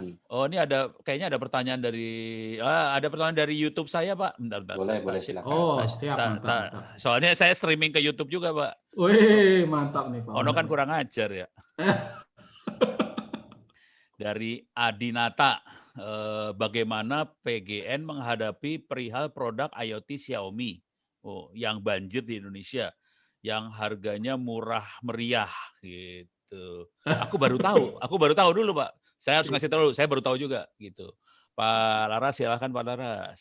Ya Pak, ya Xiaomi kita sih nggak fanatik satu merek tertentu gitu kan. Kita nih di internal selalu ada metode standar untuk membandingkan mana-mana produk yang paling optimal lah, paling bagus. Tadi kan 3 hal tadi ya yang kita bandingkan adalah dia harus fiturnya itu cukup memenuhi kebutuhan, gitu kan. Kedua juga mudah diinstal. Jadi kalau scalability, jadi kalau sekarang untuk melayani 500 titik, 500 pelanggan itu cukup misalnya dipasang 2 gateway, tapi begitu skalanya gede, itu nggak perlu repot lagi, cukup nambah sesuai dengan rasio yang ada. Jadi mudah berkembang, scalability itu kita juga lihat. Juga biayanya juga kita lihat. Terus yang ketiga yang penting adalah yang lain juga ada yang make gitu kan. Contohnya udah ada nih, gitu kan. Jadi kalau Xiaomi misalnya memang ada yang make dan use case-nya cocok, ya kenapa enggak gitu kan. Tapi memang kita di internal ini punya metode, punya prosedur standar untuk kayak gitu bandingin. Jadi nggak asal comot open aja lah. Kita open. Ya. Terima kasih Pak Laras. Ya. Kalau penerapan IoT itu kan sebetulnya kalau menjawab tadi ya, terus SDM-nya gimana? Saya kira nggak akan habis. Jadi saya ngeliat tadi di Smart City banyak yang kita kerjain. Di peternakan juga ada, pertanian juga banyak, pendidikan ada, kesehatan ada. Saya kira tinggal kita bisa passion kita atau menempatkan kita di posisi yang mana gitu. Kalau teman-teman misalkan ada yang mohon maaf mungkin petani kopi misalnya gitu atau petani padi gitu, itu kan sebetulnya bisa menggerakkan IoT itu sendiri sebetulnya. Jadi no problem sih sebetulnya gitu. Iya, betul. Menarik sih. Sepakat. Ini nggak ada masalah, jangan khawatir. Cuman aku ngelihatnya gini Pak, bukan Pak Laras, maksudnya untuk bangsa Indonesianya ini ya. Saya tuh salah satu contoh yang menarik namanya Dwi Arsana. Dia YouTuber, followernya 700.000 Pak. Jadi bisa lihat di channel dia Dwi Arsana. Salah satu cerita yang dia pernah ceritain di saya udah ketemu dia di Fab Lab di Jababeka waktu itu. Tapi ceritanya dia backgroundnya SMK elektronika dan pernah di Politeknik. Terus dia pernah kerja di hotel. Tugasnya di hotel adalah pagi-pagi meriksa ini air panas enggak, gas aman segala macam, gas di dapur segala macam ya, nyala enggak, kurang enggak, dibersihin. Muter, hotelnya diputerin pagi-pagi. Dia kesel juga kan, gila gue kurang kerjaan banget ya pagi kerjanya gini. Yang dia kerjain apa? Dia bikin IoT Pak, dipasangin sensor satu-satu. Nah, tapi kan nggak banyak orang Indonesia yang kayak dia. Dia anak Bali ya, namanya Dwi Arsana, anak gede Dwi Arsana lah. Nah, tapi anak Indonesia yang seperti dia kan nggak banyak nih. Jadi kalau anak ini punya ilmu, ternyata bisa sampai kayak gitu dia. Dia sakit hati, dia harus meriksa satu-satu, dia bikinin sensor. Keren. Dan akhirnya dia bikin channel itu, akhirnya Dwi Arsana, followernya 700.000. Dan ternyata kemarin kan saya diundang sama teman-teman di industri Jababeka ya. Jababeka kan itu real estate buat pabrik. Iya. Dan mereka kekurangan, pabrik-pabrik itu ternyata kekurangan orang-orang yang ngerti elektronik. Karena produksi orangnya kurang dari kampus-kampus segala macam kurang nih elektronik. Akhirnya mereka mulai bikin kayak fabrication lab gitu. Komplainnya semua sama, orangnya nggak ada. Jadi kita nggak punya orang, elektronik tuh nggak ada. Jadi kita punya masalah yang kedua. Jadi karena background manusianya kurang, akhirnya nggak kreatif, nggak bisa nyari solusi karena dia nggak punya background elektronik segala macam. Kan IoT sangat elektronik banget nih sebenarnya. Jadi dia nggak punya solusi dan akhirnya ini kena juga di industrinya udah mulai teriak nih. Jadi kondisi kita separah itu sih sebenarnya. Saya pening. Pening kepala ya Pak ya. Aduh. Pening kepala. Tapi memang bukan tugas kita berdua ya Pak ya. Kan tugasnya Pak Agung itu sebenarnya kan Pak. Tugasnya Pak Agung.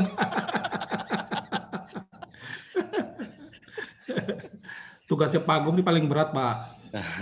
Iya. Saya tuh malah kebayang IoT-nya itu udah jauh ya. Jadi kita misalnya punya virtual reality gitu ya, kita atau digabungkan sama augmented yang saya mau ke Bali, oke. Saya mau membayar belanja di sana. Semuanya ada di satu tempat gitu ya. Jadi saya tidak harus pergi, itu sudah semuanya sampai di sana gitu. Jadi ya bisa dibilang ini tantangan, bisa dibilang ini juga peluang gitu. Jadi kalau teman-teman mau ini sih, saya kira sih mantap juga gitu. Iya, Ini ada pertanyaan nih Pak Muhammad Istiqlal. Assalamualaikum Pak. Mohon info jika IoT pasti akan merembet ke cloud computing. Bagaimana langkah PGN dalam menangani itu menggunakan public cloud atau hybrid cloud? Oke. Ya. Problemnya cloud itu kan sebenarnya adalah berarti data-data kita dipegang sama dia gitu ya. Iya. Kecuali kalau itu private cloud, artinya kita bikin cloud sendiri, ya udah jaringan tertutup, udah semua data kita pegang. Jadi biasanya sih bisa aja kita masukin itu cloud gitu ya, IoT as a service misalnya gitu ya. Tapi biasanya data-data yang bersifat sensitif gitu kan, itu kita pegang sendiri, itu kita nggak kirim ke cloud. Mungkin di sana itu hanya sekedar untuk ngitung gitu ya, mengagregasi data, jadi data turunan, baru dikirim ke kita kembali gitu ya. Contohnya misalnya apa ya, jadi data pelanggan itu kita nggak akan pernah kirim ke cloud. Karena dia kan akan tahu tuh pelanggan alamatnya di mana gitu ya. Jadi meter yang dipasang di pelanggan itu kan ada lokasinya. Ada lokasi, ada ID pelanggan, ada alamat pelanggan gitu ya. Terus kemudian ada data-data yang diukur, misalnya tadi berapa volume gas yang sudah mengalir, diakumulasi gitu kan. Nah, yang paling akan kita kirim ke atas, ke cloud itu hanya data yang mengalir itu. Terus nanti diagregasi per bulan, per minggu gitu ya, baru kirim balik ke kita. Tapi data yang lain itu kita simpan di tempat kita sendiri. Jadi memang harus hati-hati ya sama cloud ini. Lion Air Pak, Lion Air kemarin jebol juga ya kayaknya. Iya, betul. AWS lagi. AWS. Makanya ya kalau bukan bermaksud apa-apa, tapi kalau pemerintahan, lembaga, BUMN itu sebaiknya sih pakai cloud-nya pemerintah juga gitu ya, sama-sama BUMN. Emang ada Pak cloud-nya pemerintah? Belum ada kan ya? Belum. Emang celakanya gitu Pak, sayangnya gitu. Jadi baru mau bikin Kominfo. Kominfo ada data centernya Pak, di lantai 2 di belakang. Cuman overload. Saya pernah ngeliat kan, overload ya. Oke. Jadi itu sebenarnya peluang Pak. Jadi kalau BUMN besar bikin data center kedua, terus bikin layanan cloud, saya rasa itu marketnya luar biasa. Ya di daerah Kominfo nggak boleh bikin data center, sedangkan di pusat data centernya penuh. Nah terus gimana? Repot juga. Ya udah, ada PGN, tenang aja.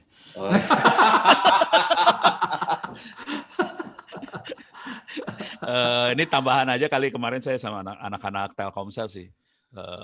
Jadi mereka punya, jadi anak-anak jadi ternyata cloud kan macam-macam tadi ya. Dan ternyata terutama di yang IoT yang untuk minyak, oil and gas, Mereka kan melakukan drilling, survei di hutan segala macam ya. Nah, Ya. IoT-nya nggak mungkin ke Jakarta, nggak mungkin ke cloud kayak gitu. Jadi mereka pakai teknologi yang namanya edge cloud. Oh iya. Cloud-nya ditaruh di dekat sensornya di Betul. hutan gitu. Iya. Jadi namanya tetap cloud, tapi cloud-nya ada di hutan, nggak sampai ke Jakarta. Iya. Itu datanya sangat sensitif itu memang luar Oh biasa. iya, data drilling Pak. Data Wah, mahal itu. Itu duit semua isinya. Bayangkan kalau dia itu lokasi emas Pak yang di drill. Itu kebaca sama orang. Wah. Dan ini kan Emas apa minyak industri gitu. yang duitnya kenceng Pak, oil and gas kan duitnya Ya sama migas iya, betul. iya kan ini industrinya Pak Laras. Saya mah industrinya manusia Pak, beda. Itu lebih Banyak mulia amal itu, Pak. ibadah.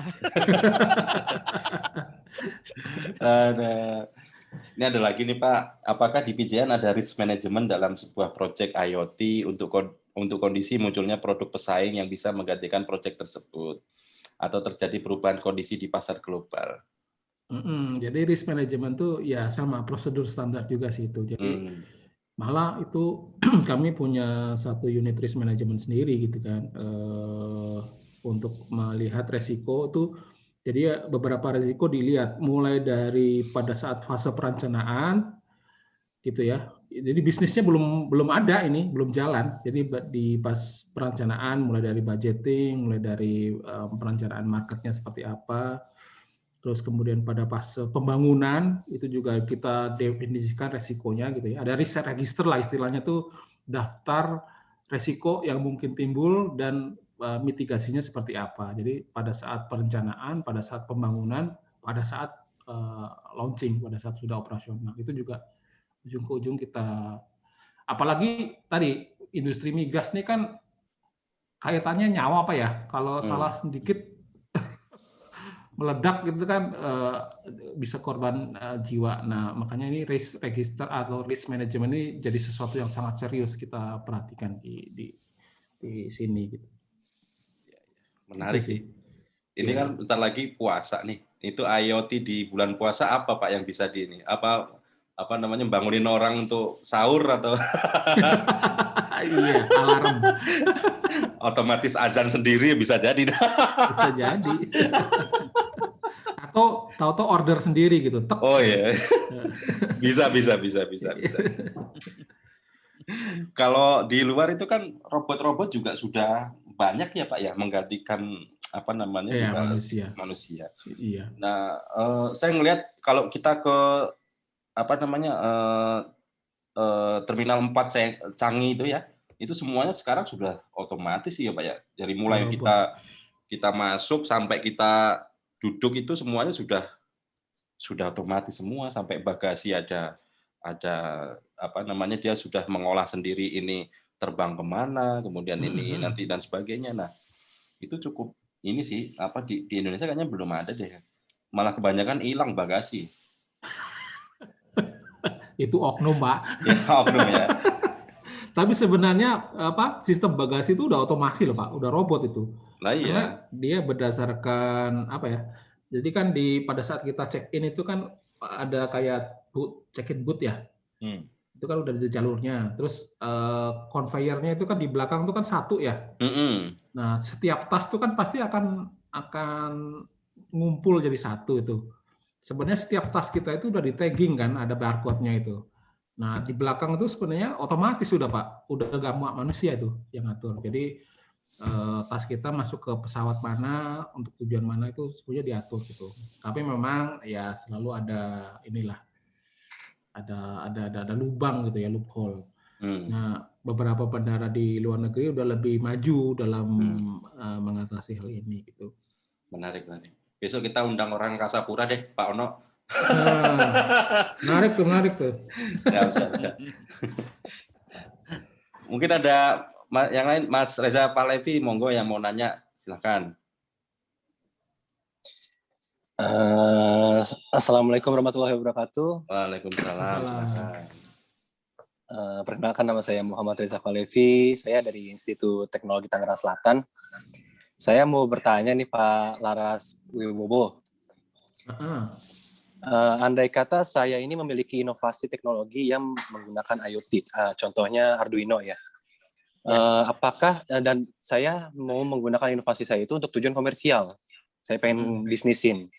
Nah, untuk izin itu apakah ada izin tertentu, Pak, seperti lisensi atau sebagainya, atau bagaimana? Ya, biasanya lisensi itu terkait tadi jaringan ya, frekuensi jaringan ya. Frekuensinya yang dipakai apa gitu kan. Ada beberapa teknologi yang pakai frekuensi yang gratis gitu kan. Nah, selama pasti pakai yang gratis sih menurut saya nggak perlu lisensi khusus gitu kan.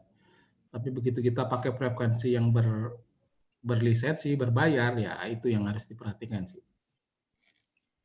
Jadi intinya itu. Saya nambahin dikit Pak, nambahin dikit. Ini ya, mahasiswa kita ini. Jadi mungkin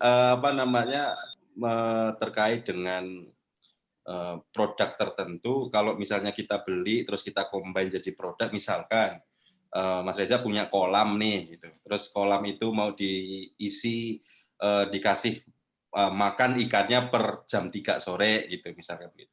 Nah, saya kira kalau produk seperti itu sih nggak perlu sebuah lisensi. Jadi tinggal langsung aja. Nah, kalau yang frekuensi, kalau misalnya yang sama, misalnya begini, mungkin yang produknya Pak Ono yang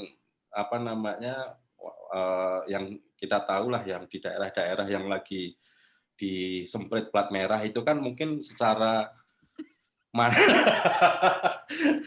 semprit plat merah. Jadi yang kaitannya mungkin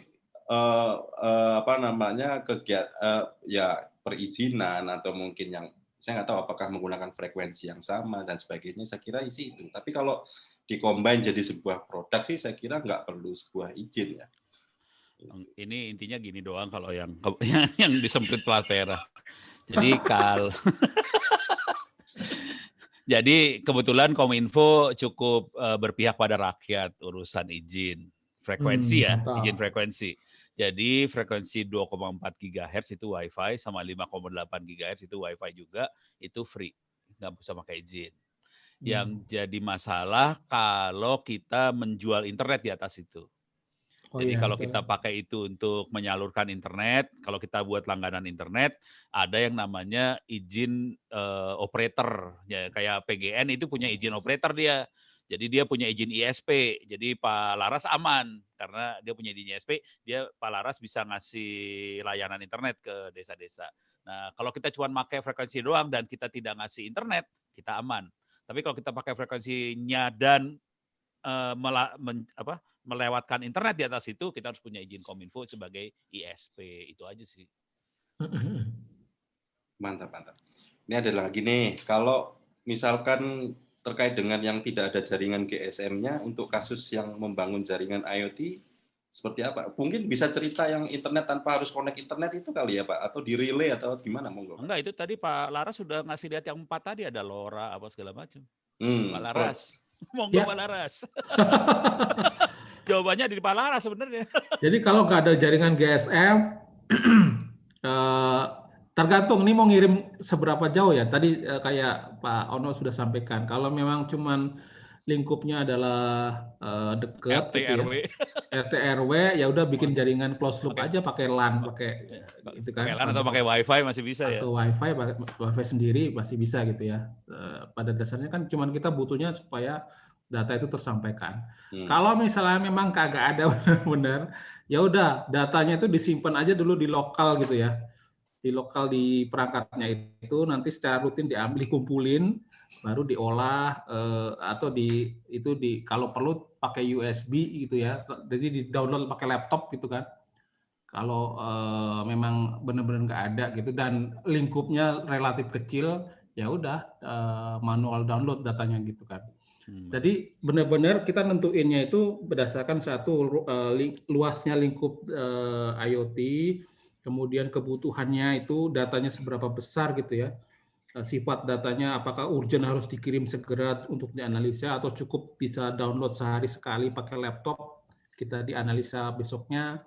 Nah, itu kayak gitu. Strateginya ditentukan dengan beberapa aspek sih.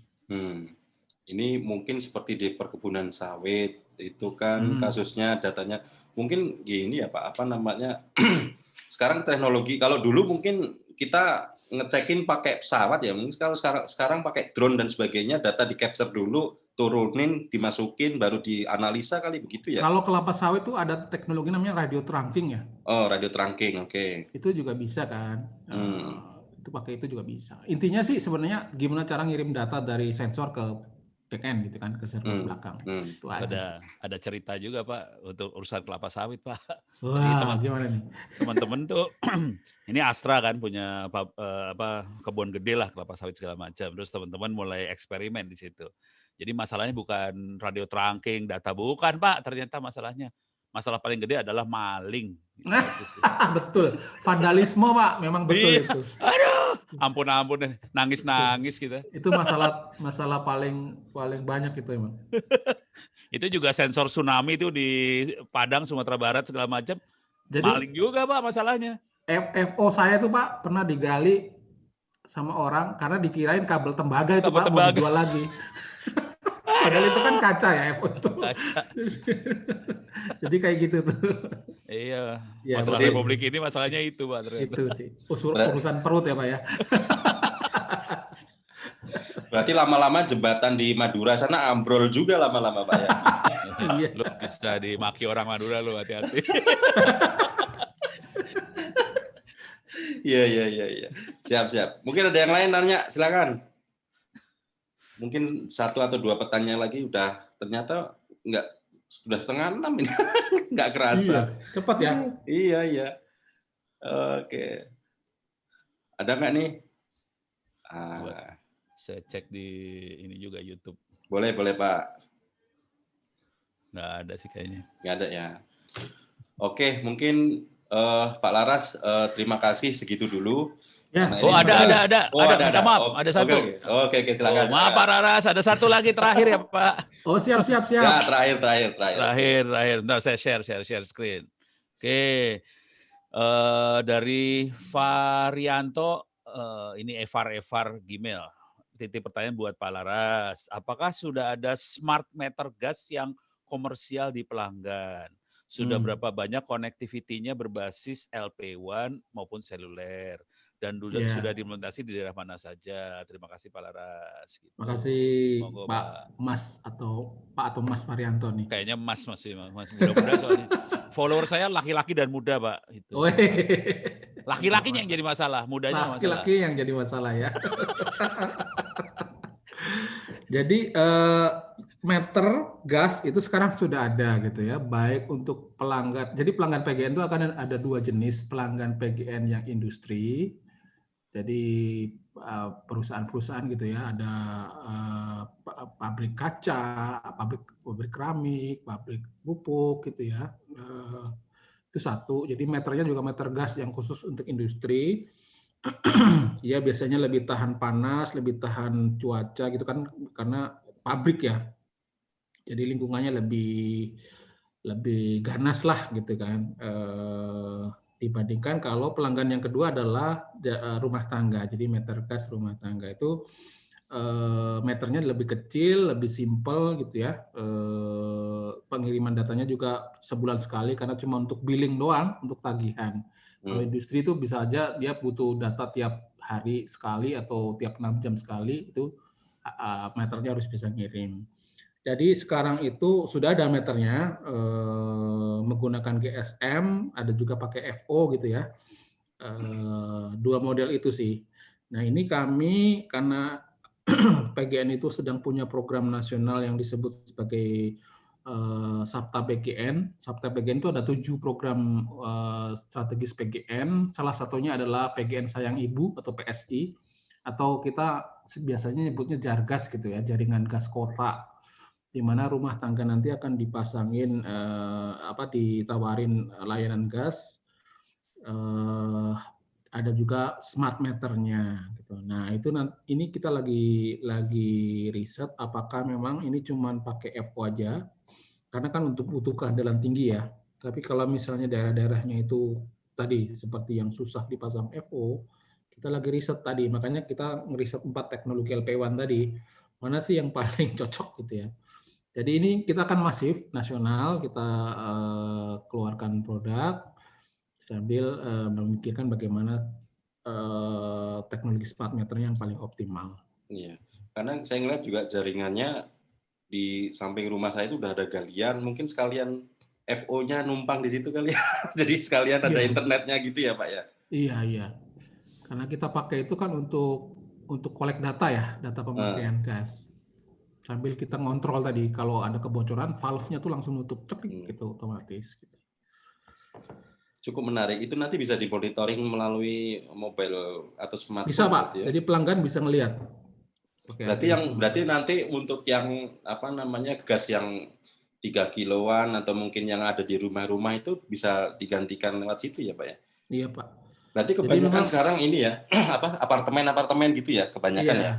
Jadi safety-nya kan lebih aman kalau pakai gas pipa, gas bumi ya, daripada melon. Terutama di apartemen tuh kan dia harus bawa buat tabung ke atas tuh kan bahaya tuh. Iya.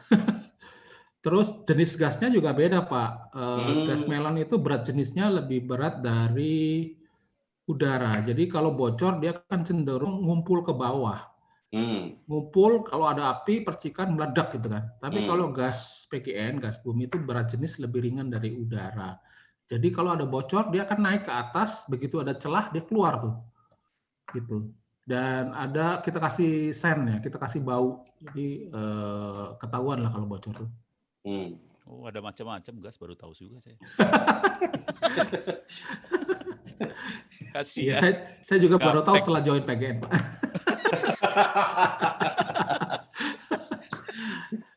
Ya.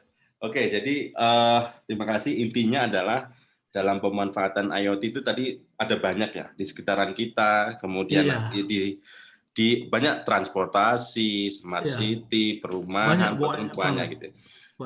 Berarti kan intinya adalah untuk meningkatkan efisiensi dari sisi sumber daya manusia, itu satu. Kemudian mengurangi mungkin tadi beban kerja ya, mengembalikan trah kita untuk bekerja gitu ya. Iya, betul. Terus mengurangi cost juga, misalnya tadi kita nerbangin pesawat, ini drone udah cukup lah gitu. Betul. Terus kemudian real time juga, kemudian mengambil keputusan berdasarkan data. Iya. Terus meningkatkan kualitas data tentunya ya. Terus kemudian di machine learning kan dan sebagainya. Iya.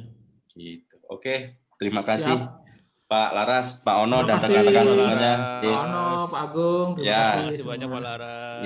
Nanti kita ngobrol lagi ya. Siap. Ya, siap. Oke. Mas Sony, terima kasih Mas Sony. Ya, nanti untuk pertanyaan terbaik akan kita chat, kan ada nomor teleponnya dan sebagainya. Terima kasih. Assalamualaikum warahmatullahi wabarakatuh. Waalaikumsalam. Makasih banyak Pak Laras. Makasih Pak Ono. Izin live. Iya, siap. Terima kasih. Salam.